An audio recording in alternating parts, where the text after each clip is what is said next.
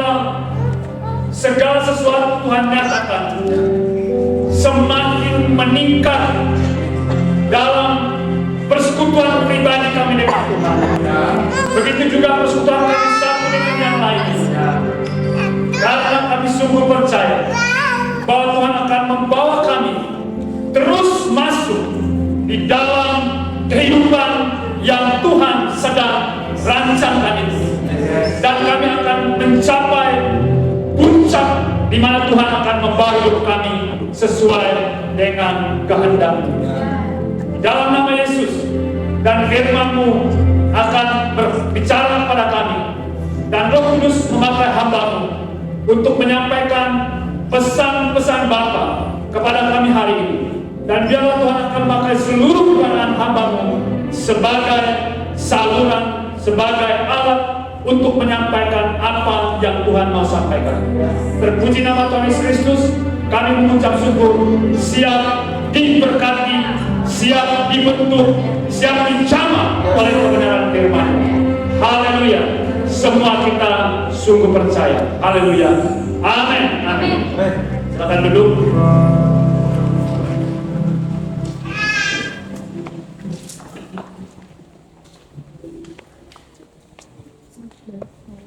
Di hari yang ke-6 kita ada tema yang berhubungan dengan tema hari ini. Hari yang ke-6 kita berbicara bahwa Allah itu adalah pribadi, alam yang sempurna, dan hakikat dan sifat pekerjaan dari Allah itu adalah sungguh-sungguh sempurna. Itu artinya bahwa semua kehidupan kita yang ada hari ini itu semata-mata oleh karena kesetiaan Tuhan. Karena Tuhan tidak pernah mengingkari seluruh apa yang Tuhan janjikan di dalam firman-Nya. Berbicara tentang kesetiaan, Allah kita meletakkan pribadinya sebagai jaminan atas seluruh apa yang Tuhan janjikan di dalam firman Tuhan. Ada begitu banyak janji, dan Alkitab katakan kalau kita melakukannya sesuai dengan apa yang diminta oleh Tuhan, itu pasti terjadi. Sekalipun itu tidak masuk di akal kita, sekalipun itu bukan sebuah pendapatan umum di muka bumi ini, tetapi Tuhan akan menggenapkannya bagi hidup kita. Amin. Dan ayat tema yang sama berhubungan hari ini, tapi dilihat dari apa yang harus kita lakukan.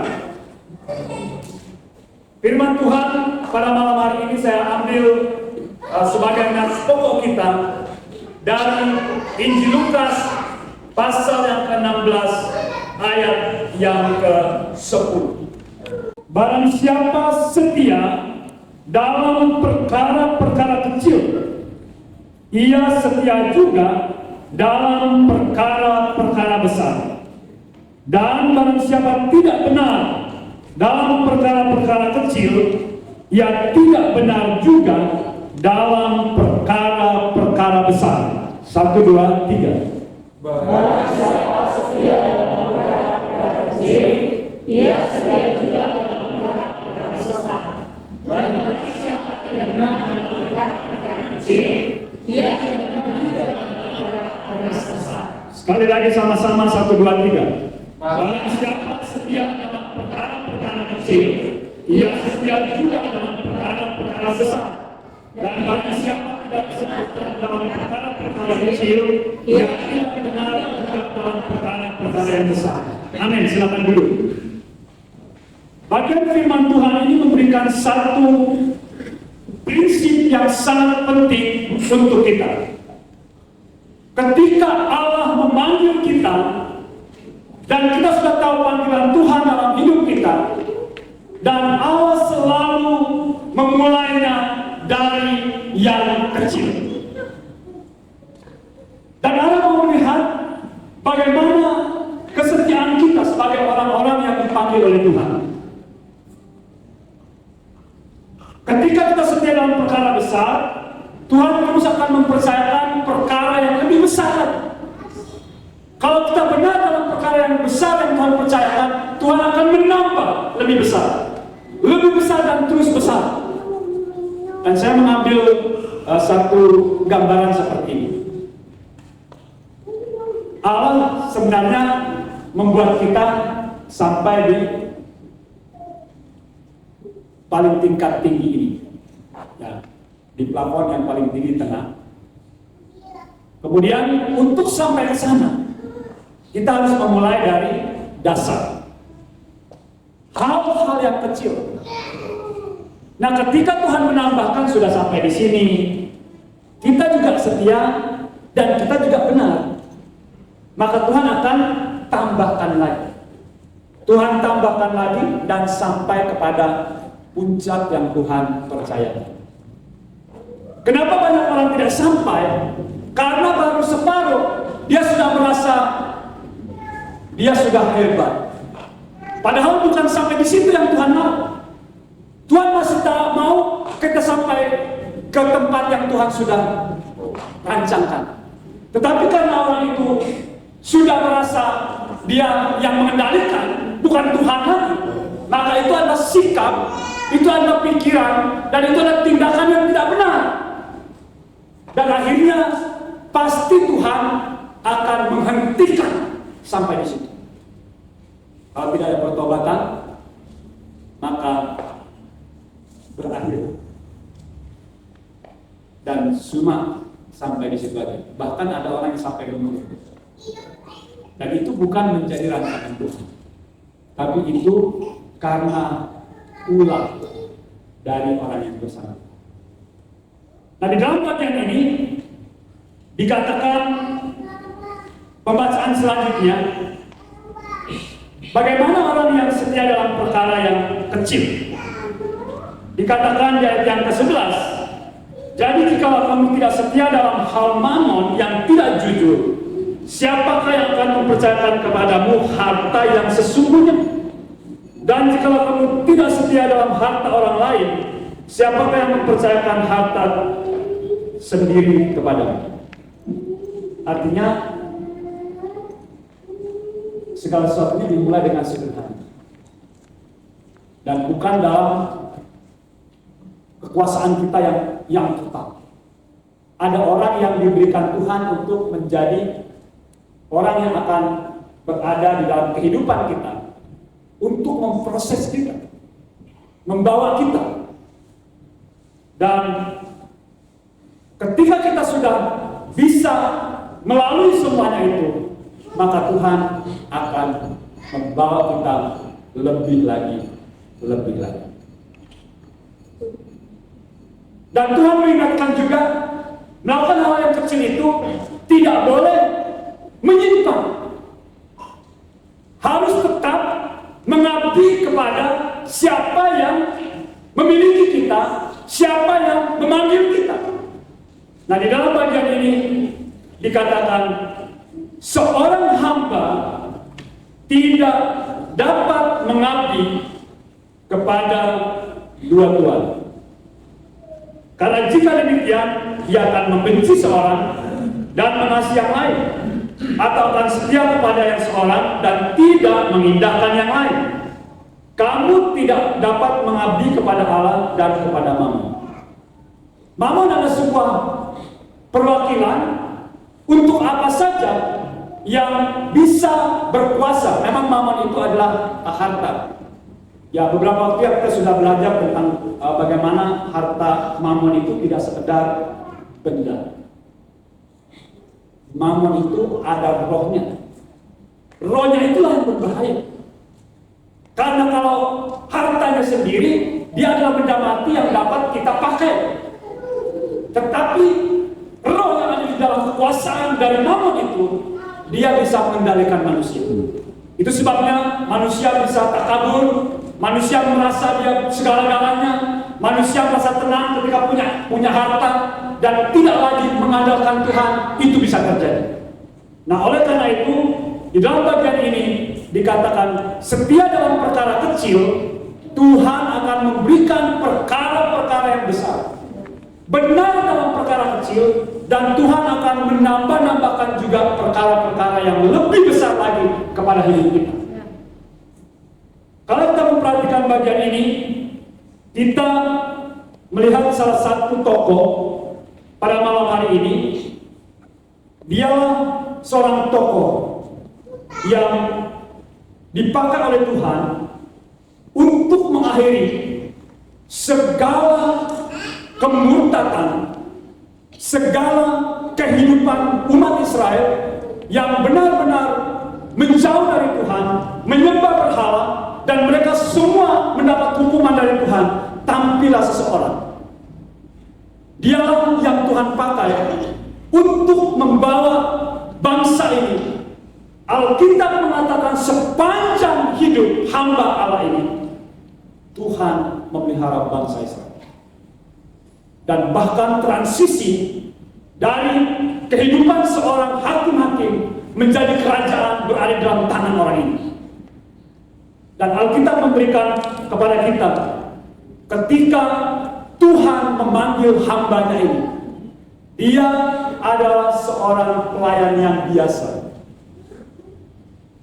Alkitab berkata dalam 1 Samuel pasal yang ketiga, Samuel yang muda itu menjadi pelayan Tuhan di bawah pengawasan Eli. Pada masa itu firman Tuhan jarang, penglihatan pun tidak ada juga. Artinya Tuhan berhenti berbicara. Ada fase-fase Tuhan berhenti berbicara.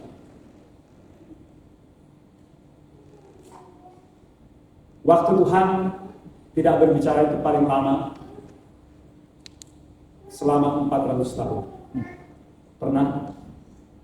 Kalau Bapak Ibu membaca firman Tuhan, Malyaki, kitab terakhir sebagai nabi kecil, kemudian muncullah kitab Injil Matius, Markus, Yohanes, dan Lukas.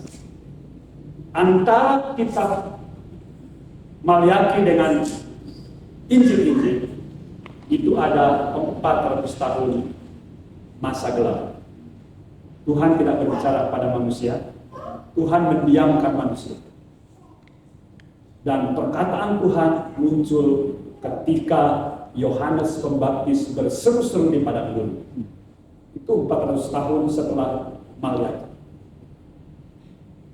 Begitu lama Tuhan tidak berbicara. Nah, di dalam fase ini juga dikatakan Tuhan jarang berbicara.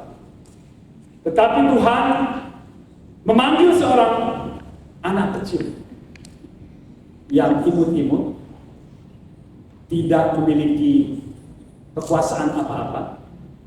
Tetapi Alkitab katakan dia sebagai pelayan yang biasa.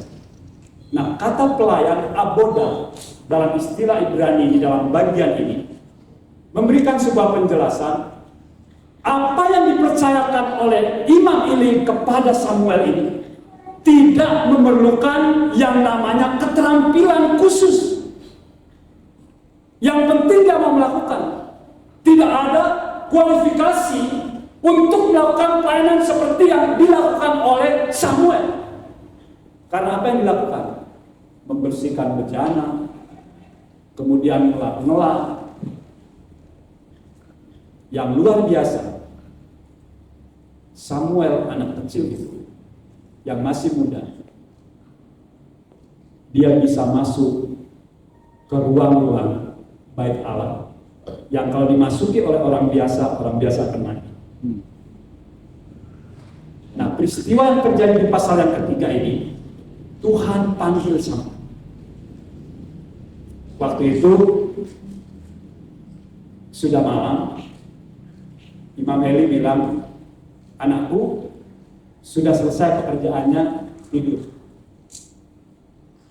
Waktu dia tidur, Alkitab berkata, Tuhan memanggil Samuel. Dikatakan itu memang Tuhan yang panggil. Di ayat yang keempat, lalu Tuhan memanggil Samuel. Ketika Tuhan panggil Samuel, dia tidak bilang, ya Bang, berbicara, tapi dia pikir karena dia sudah terbiasa sekali dengan ketika ada perintah, perintahnya pasti dari Imam Eli. Waktu dia dipanggil, dia pergi membangunkan Imam Eli. Bapak, panggil saya. Imam Eli bilang, enggak, saya enggak panggil. Ya pergilah nak, tidur. Tuhan panggil lagi. Samuel. Dia bangun lagi. Pergi ke Imam Eli. Ada apa Bapak? Ya, saya tidak panggil. Pergi, tidur. Dipanggil lagi Samuel untuk yang ketiga kalinya. Pergi lagi bangun Imam Eli. Ya untung Imam Eli tidak ada kesel ya. Ini anak kok kesabaran. Masa dipanggil-panggil, saya panggil pun saya bilang enggak, datang aja lagi. 3 kali. Akhirnya Imam Eli itu sudah tahu, klik. Oh ini pasti Tuhan yang panggil. Ketika yang keempat kalinya Tuhan panggil, karena Samuel sudah kena Imam Eli katakan, nah nanti kalau dia panggil lagi, karena Imam Eli sudah tahu itu Tuhan. Kalau dia panggil lagi, katakan ini aku berbicara. Nah waktu dipanggil lagi, Samuel tidak pergi ke Imam Eli lagi, dia taat. Langsung bilang, ya Tuhan berbicara. Kemudian Tuhan berbicara kepada dia, dan sesudah itu Samuel tidur.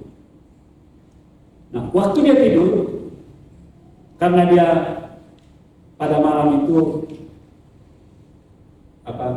lama tidur, rupanya bangunnya agak kesiangan hari itu. Alkitab katakan Samuel bangun sudah terang. Biasanya Samuel itu bangun dalam penafsiran para ahli teolog di Perjanjian Lama. Dia itu selalu bangun pagi-pagi. Tapi hari itu bangun siang, sudah terang gitu. Nah, waktu dia bangun, Imam Eli langsung menghampiri Samuel. Nah, kamu harus menyampaikan apa pesan Tuhan tadi malam. Kamu tidak boleh menyembunyikan sedikit pun dari saya. Katakan apa yang Tuhan sudah katakan. Dan Samuel berkata, Tuhan akan membuat telinga orang Israel menjadi bising. Artinya Tuhan akan menyampaikan pesan-pesan yang memang benar-benar akan membuat sebuah perubahan dalam kehidupan umat Israel. Dan yang kedua, Tuhan akan mencabut kekuasaan ataupun pekerjaan pelayanan yang Tuhan percayakan kepada tanah. Artinya Imam Eli. Ya, Imam Eli tidak marah. Dia tahu karena kondisi anak-anaknya Hofni dan Nias begitu jahat di Baal. Dan Tuhan akan mengakhiri pekerjaan pelayanan Imam Eli. Kalau kita memperhatikan sejarah semua para imam, apalagi imam besar, mereka adalah orang-orang yang betul-betul memiliki sejarah pelayanan yang luar biasa. Karena orang mencapai imam besar itu tidak semua orang. Ya, kalau kita umpamakan di gereja Kema Injil lah gitu ya. Nah itu adalah ketua umum. Hamba Tuhan di gereja Kema Injil itu 3.000 lebih, 4.000. Tuhan pilih satu orang pada Daniel Ronda sebagai ketua umum. Nah, ya kira-kira secara organisasi begitulah. Berarti Imam Eli itu tidak tiba-tiba datang dan jadi seorang imam besar di Israel, tidak. Dan Tuhan katakan berakhirlah pelayanan. Hal yang indah di sini dikatakan oleh firman bahwa Samuel itu dia diangkat Tuhan dari orang yang biasa. Dan kita tahu sejarah Samuel ya. Samuel itu berasal dari anak seorang wanita kedua. Pertama di dalam kehidupan Elkanah. Pertama, tapi dia dikategorikan orang terkutuk. Karena Hana itu kan tidak melahirkan anak, mandul. Nah, dalam keyakinan ataupun memang kata firman Tuhan di dalam Perjanjian Lama, orang yang tidak bisa mengandung, tidak melahirkan anak, dia disebut orang yang terkutuk. Samuel inilah yang menjadi anak perjanjian yang diberikan kepada Hana. Dan apa yang terjadi dengan Samuel yang mulai dari hal yang kecil dipakai Tuhan menjadi seorang yang sangat besar di Israel. Kenapa saya bilang sangat besar? Karena dia memerintah dalam kehidupannya dari dia muda ini sampai dia mati. Dan tidak ada penggantinya. Kalau sekarang kan orang tidak ada penggantinya karena apa? Karena memang buat apa manuver politik ya. Tapi kalau ini enggak, memang betul-betul dihadirkan. Dan di ayat yang ke-15 dari pasal 7, Samuel memerintah sebagai hakim atas orang Israel seumur hidupnya. Ya. Dari tahun ke tahun, ia berkeliling ke Betel, Gilgal, dan Mispa, dan memerintah atas orang Israel di segala tempat.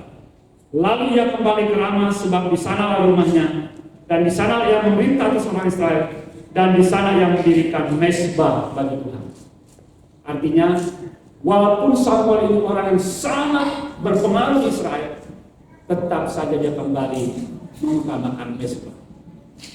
Perhatikan baik-baik, dia tetap kembali mezbah ataupun Tuhan yang tetap utama dalam kehidupannya. Kenapa dia sangat besar? Dalam separuh kehidupannya, dia memerintah sebagai hakim. Hakim itu bukan seperti hakim sekarang yang eksekutif, bukan.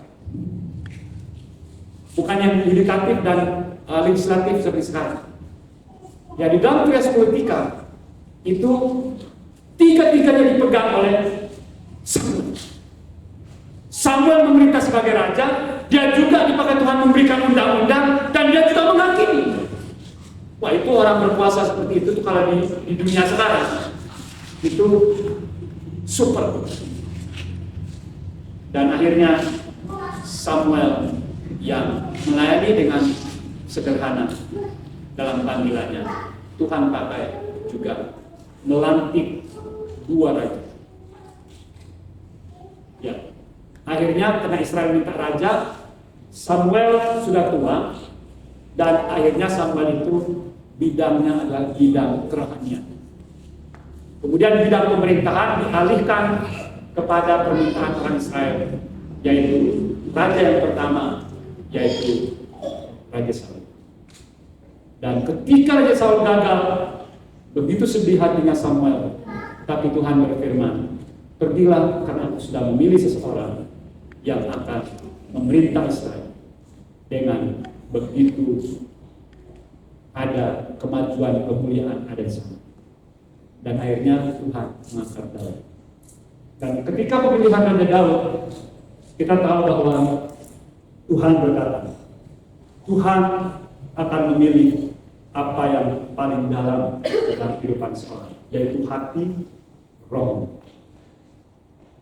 Dan bahkan pemimpin-pemimpin Israel yang lainnya, yang kita lihat ada Yusuf, ada Daniel, dan Tuhan berkata di dalam firman sangat jelas, orang banyak yang kita, tapi ada perbedaan karena mereka memiliki roh. Bahkan Tuhan berfirman ketika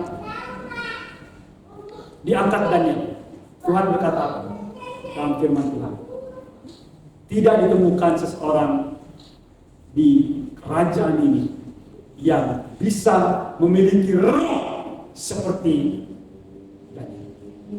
Hal yang sama juga dikatakan kepada Yusuf. Tidak ada orang yang memiliki roh seperti Yusuf. Artinya Tuhan akan lihat yang ada di dalam. Nah, di dalam kisah yang kita baca tadi, Tuhan memilih orang yang setia melakukan perkara kecil. Kalau kita baca ayat kelanjutan dari Lukas 16 itu, di sana dikatakan orang Farisi itu istilahnya mengomel kepada Yesus ketika dia mengatakan, barang siapa setia dalam perkara-perkara kecil, dia akan diberikan perkara-perkara besar. Barang siapa yang tidak benar dalam perkara-perkara kecil, ia tidak benar juga dalam perkara-perkara besar. Tuhan Yesus sedang menegur orang-orang Farisi. Mereka tidak benar dalam perkara-perkara kecil yang Tuhan percayakan kepada mereka, dan Tuhan juga akan mempercayakan yang besar bagi mereka. Dan mereka di sana dikatakan mereka sedang bersungut-sungut. Dan Yesus berkata, Tuhan tahu isi hati. Jadi Tuhan selalu melihat. Ketika Tuhan memilih Daud, kita juga tahu Tuhan berkata, aku tidak melihat apa yang ada di depan mata, tetapi aku melihat apa yang ada di dalam. Hati adalah pusat segala sesuatu. Oleh karena itu benarlah hati kita, sehingga kita setia dalam tanggung jawab yang kecil dalam kehidupan kita. Biarlah firman Tuhan hari ini menjadi sebuah fondasi yang sangat kuat dalam kehidupan kita. Apapun panggilan Tuhan dalam hidup kita, sekecil apa yang Tuhan percayakan kepada kita, kerjakan dengan penuh tanggung jawab. Kerjakan dengan bertanggung jawab kepada Tuhan, dan kerjakan itu hanya untuk kemuliaan Tuhan. Dan kerjakan kita ini hamba dan Allah adalah Tuhan kita. Dan kita sungguh meyakini janji Tuhan ini akan digenapi.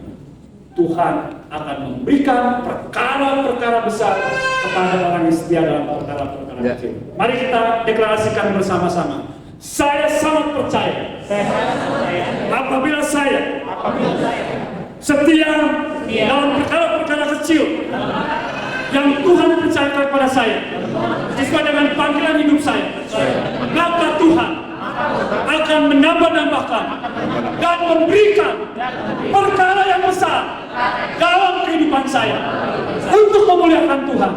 Saya akan tetap hidup benar sesuai dengan firman Allah. Dalam nama Yesus, terjadilah atas kehidupanku sebagai anak-anak Allah yang melakukan perkara-perkara yang besar. Amin. Amin. Tepuk tangan bagi Tuhan. Haleluya. Seperti wanita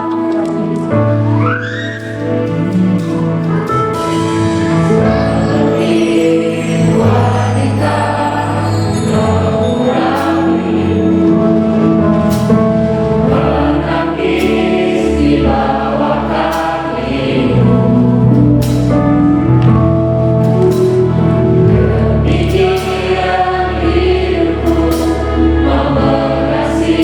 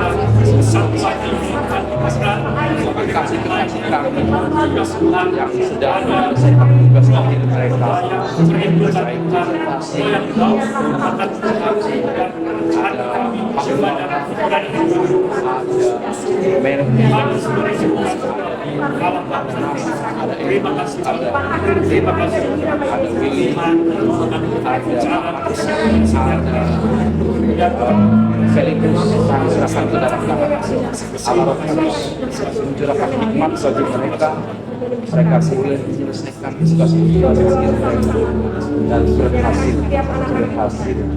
tanpa halangan apapun. Allah Roh Kudus memberikan semangat yang luar biasa. Allah Roh Kudus menyertai mereka selalu dalam pengerjaannya sehingga selesai. Kemenangan ada di tangan mereka, keberhasilan ada di tangan mereka. Dalam nama Yesus.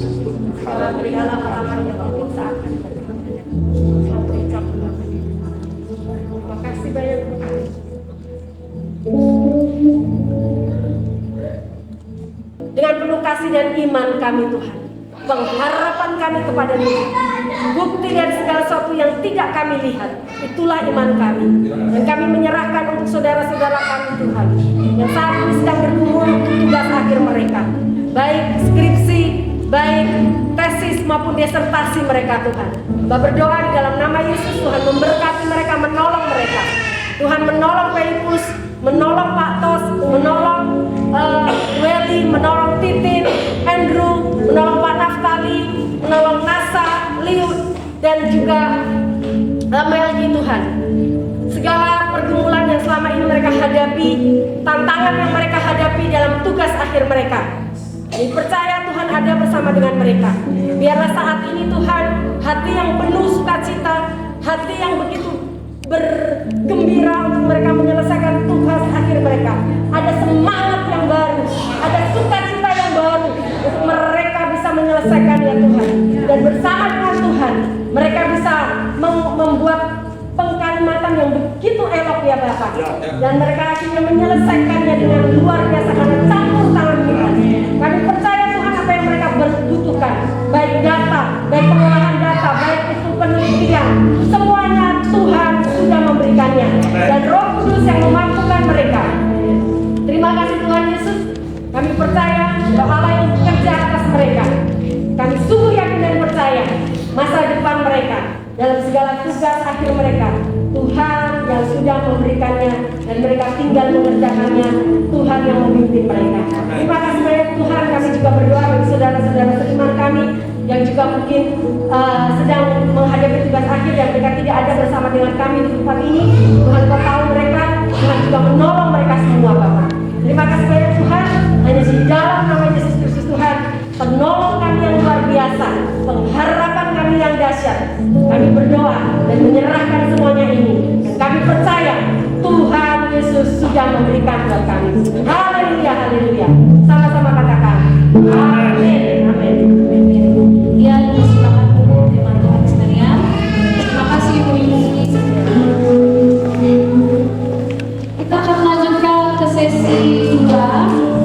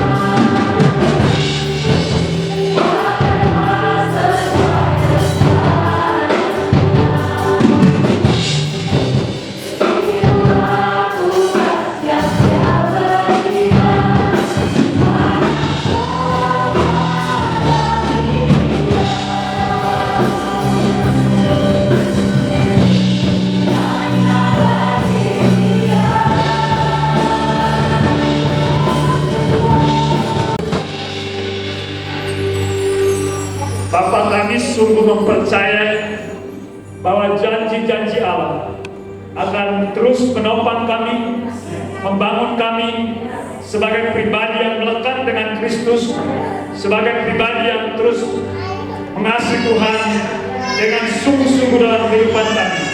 Dan kami berjalan dalam kesetiaan, berjalan dalam janji-janji Tuhan. Dan kami sungguh meyakini akan janji Tuhan. Jika kami baik-baik dan mendengar suara Tuhan dan berjalan di dalamnya, maka Tuhan akan mengangkat kami menjadi seorang pemimpin, menjadi seorang yang Tuhan pakai lebih lagi, dan bukan menjadi ekor. Dan itulah keyakinan iman kami Tuhan. Berjalan dengan Tuhan, kami percaya kami dipakai menjadi berkat yang besar dalam generasi kami. Dan hamba berdoa, biarlah semua ini akan terjadi kepada setiap pribadi kami. Kami tidak lagi melihat diri kami, tapi kami melihat Tuhan yang ada di pihak kami. Karena pernyataan berkata, kami seorang pemenang, bahkan lebih dari pemenang. Jika Allah di pihak kami, tidak ada lawan kami. Biarlah Tuhan akan bangkitkan iman kami, membangkitkan roh kami sebagai roh yang berkemenangan, roh doa, roh penyembahan, terus berakselerasi dalam kehidupan kami. Ulanglah dan jadilah pribadi yang dikehendaki oleh Bapa. Terpuji nama Tuhan Yesus Kristus. berkat dari Allah Bapa, kasih karunia Yesus Kristus, dan pertolongan Allah Roh Kudus memimpin, menuntun, menyertai kehidupan kami sampai Yesus datang menjemput kami. Haleluya. Kiranya Tuhan